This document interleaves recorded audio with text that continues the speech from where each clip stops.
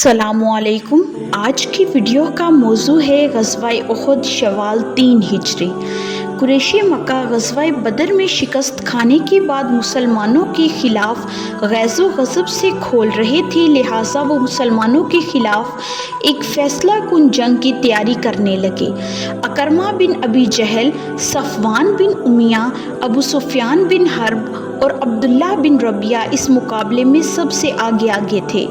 انہوں نے متفقہ فیصلہ کیا کہ ابو سفیان کا وہ قافلہ جو غزوہ بدر کا سبب بنا بچ بچا کر مکہ پہنچ گیا تھا، اس کا سارا مال مسلمانوں کے خلاف جنگی اخراجات کے لیے روک لیا جائے۔ جن لوگوں کا یہ مال تھا انہوں نے بھی سرداران قریش کی بات مان لی۔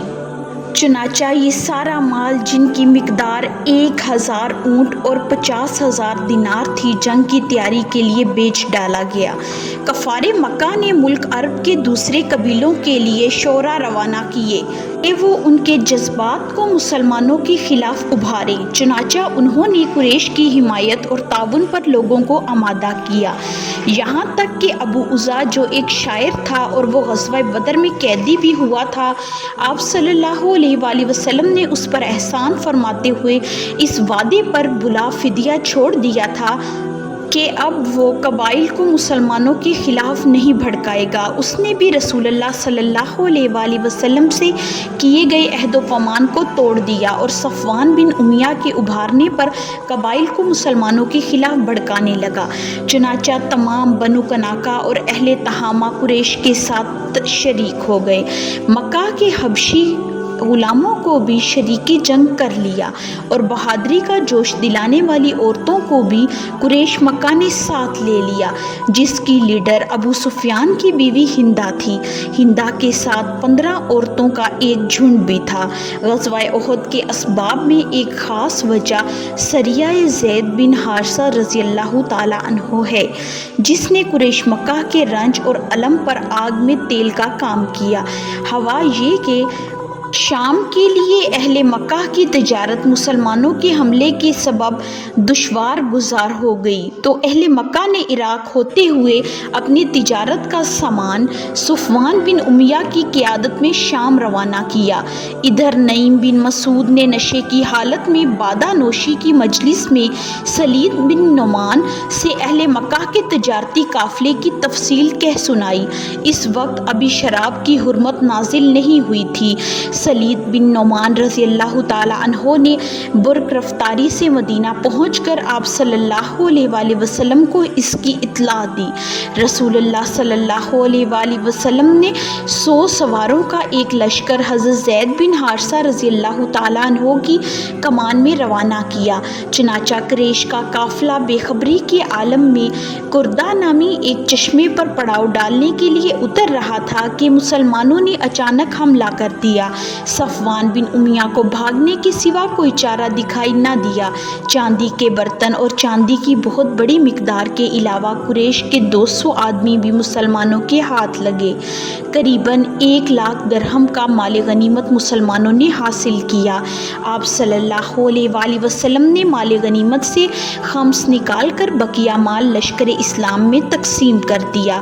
قیدیوں میں فرات بن حیان نے رسول اللہ صلی اللہ علیہ وآلہ وسلم کے دستے مبارک پر اسلام قبول کر لیا۔ جنگ بدر کے بعد قریش مکہ کے لیے یہ سب سے الم انگیز واقعہ تھا، جس سے وہ بوکھلا اٹھے اور مسلمانوں کے دیار میں گھس کر ان پر حملہ کرنے کی بڑی زور و شور سے تیاری کرنے لگے۔ 1 سال ہوتے ہوتے ان کی تیاری مکمل ہو گئی۔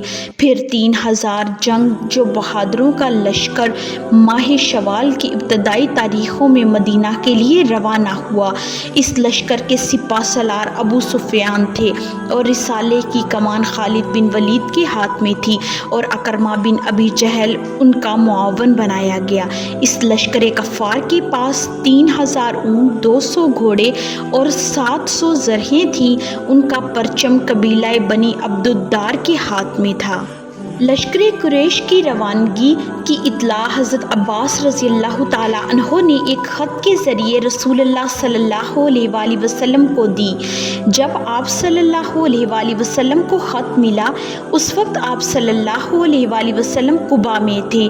حضرت ابی بن کعب رضی اللہ تعالیٰ عنہ نے خط پڑھ کر آپ صلی اللہ علیہ وآلہ وسلم کو سنایا تو پہلے آپ نے انہیں رازداری کی تاکید فرمائی اور فوراً مدینہ پہنچ کر انصار اور مہاجرین کے قائدین سے صلاح و مشورہ کیا۔ مسلمانان مدینہ اچانک صورتحال سے نمٹنے کے لیے ہر وقت ہتھیار بند رہنے لگے، یہاں تک کہ نماز میں بھی ہتھیار کو الگ نہیں رکھا جاتا تھا۔ انصار مدینہ کا ایک مختصر سا دستہ جس میں سعد بن معاذ، رسید بن حجر اور سعد بن عبادہ رضی اللہ تعالیٰ عنہ تھے، رسول اللہ صلی اللہ علیہ وآلہ وسلم کی نگرانی کے لیے تیار ہو گیا۔ ادھر لشکر کفار جب مدینہ کو جاتے ہوئے مقام ابوا پہنچا تو ہندا نے یہ تجویز پیش کی کہ رسول اللہ صلی اللہ علیہ وآلہ وسلم کی والدہ کی قبر کو اکھیڑ دی جائے، لیکن قائدین لشکر نے اس تجویز کو ٹھکرا دیا کیونکہ وہ قبر کے دروازے کو کھولنے کے بعد کے سنگین نتائج سے خوفزدہ تھے۔ اس کے بعد یہ لشکر کفار کوہ احد کے قریب نین نامی ایک مقام پر جو مدینہ کے شمال میں وادی کنات کے کنارے ایک بنجر زمین ہے پڑاؤ ڈال دیا۔ اس دن شوال کی 6 تاریخ تھی، جمعہ کا دن تھا اور ہجرت کا 3واں سال تھا۔ ادھر مدینہ کے ذرائع اطلاعات نے لشکر کفار کے آخری پڑاؤ کی خبر رسول اللہ صلی اللہ علیہ وآلہ وسلم کے پاس پہنچائی تو اس وقت آپ صلی اللہ علیہ وآلہ وسلم نے فوجی ہائی کمان کی مجلس شورا منعقد فرمائی۔ آپ صلی اللہ علیہ وآلہ وسلم نے انہیں اپنا دیکھا ہوا ایک خواب کا تذکرہ کیا۔ آپ صلی اللہ علیہ وآلہ وسلم نے فرمایا کہ واللہ میں نے ایک بھلی چیز دیکھی ہے، میں نے دیکھا کہ کچھ گائیں ذبح کی جا رہی ہیں، میری تلوار کے سر پر کچھ پستگی ہے اور میں نے اپنا ہاتھ ایک محفوظ ذرے میں داخل کیا۔ پھر آپ صلی اللہ علیہ وآلہ وسلم نے گائے ذبح کرنے کی یہ تعبیر بتلائی کہ کچھ صحابہ کرام قتل کیے جائیں گے، تلوار میں شستگی کی یہ تعبیر بتلائی کہ آپ صلی اللہ علیہ وآلہ وسلم کے گھر کا کوئی آدمی شہید ہوگا اور محفوظ زدہ کی مراد شہر مدینہ ہے۔ اس کے بعد آپ صلی اللہ علیہ وآلہ وسلم نے دشمن سے دفاعی حکمت عملی کے متعلق صحابہ کرام رضی اللہ تعالیٰ عنہ سے اپنی رائے پیش کی کہ مدینہ کے اندر رہ کر مقابلہ کیا جائے، اگر دشمن اپنے پڑاؤ میں رہتے ہیں تو ان کا یہ قیام بیکار ہوگا اور اگر مدینہ میں آ گھستے ہیں تو ہم گلی کوچوں میں ان سے جنگ کریں گے اور عورتیں چھتوں سے سنگ باری کریں گی۔ یہی صحیح رائے تھی اور اس پر منافق عبداللہ بن ابی بھی راضی تھا، لیکن مسلمانوں کا وہ گروہ جو جنگ بدر میں شامل نہیں ہو پایا تھا وہ شہر سے باہر نکل کر جنگ کرنا چاہتا تھا۔ اس کے علاوہ اور بھی نوجوان جو بدر میں شامل تھے اور اپنا جوہر دکھا چکے تھے وہ بھی شہر سے باہر مقابلہ کرنا چاہتے تھے۔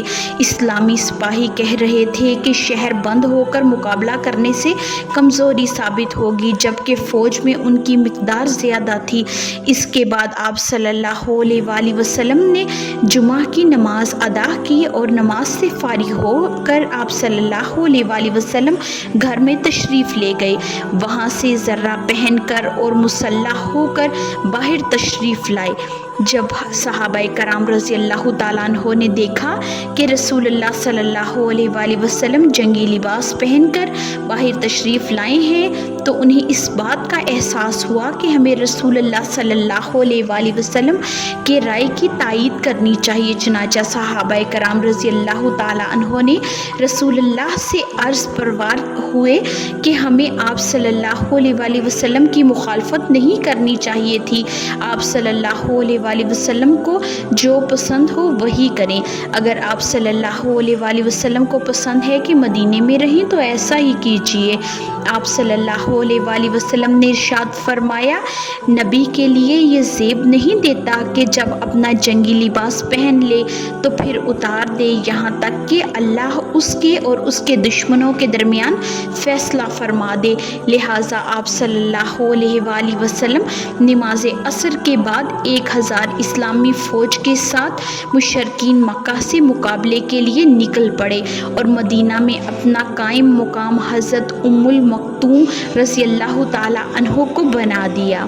اس اسلامی لشکر کے پاس 100 زرہ پوش اور 50 شاہ سوار تھے۔ کل کی ویڈیو میں ہم غزوہ احد کے بقیہ حالات و واقعات کے بارے میں بات کریں گے۔ ویڈیو کو اینڈ تک دیکھنے کا بہت شکریہ۔ اگر آپ کو آج کی ویڈیو پسند آئی ہو تو لائک، شیئر، کمنٹ اور سبسکرائب ضرور کریں اور گھنٹی کے نشان کو دبائیں تاکہ آپ کو آنے والی ویڈیوز کی نوٹیفیکیشن بر وقت ملے۔